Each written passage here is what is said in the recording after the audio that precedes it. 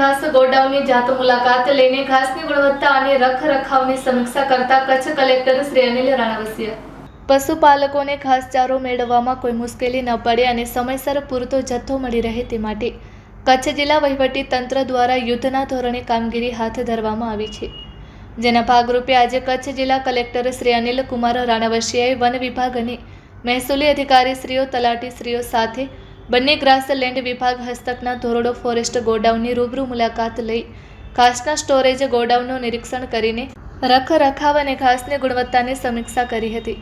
કચ્છ કલેક્ટરશ્રીએ સ્થળ પર ઉપસ્થિત સંબંધિત વિભાગના અધિકારીઓને સૂચના આપતા જણાવ્યું હતું કે ગોડાઉનમાં ઉપલબ્ધ ઘાસનો જથ્થો પશુપાલકોને તાત્કાલિક અને વિલંબ વિના મળી રહે તેવી વ્યવસ્થા ગોઠવવામાં આવશે.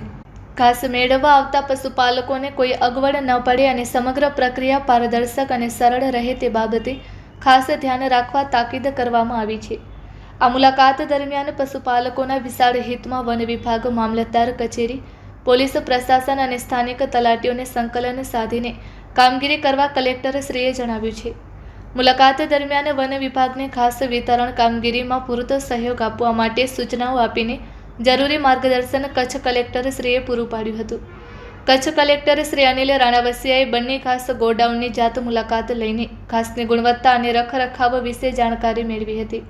આ નિરીક્ષણ મુલાકાત દરમિયાન જિલ્લા કલેક્ટરશ્રીની સાથે ફોરેસ્ટ વિભાગના ઉચ્ચ અધિકારીઓ, મામલતદાર, પોલીસ વિભાગના અધિકારીઓ તેમજ સ્થાનિક તલાટીઓ અને વહીવટી સ્ટાફ ઉપસ્થિત રહ્યો હતો.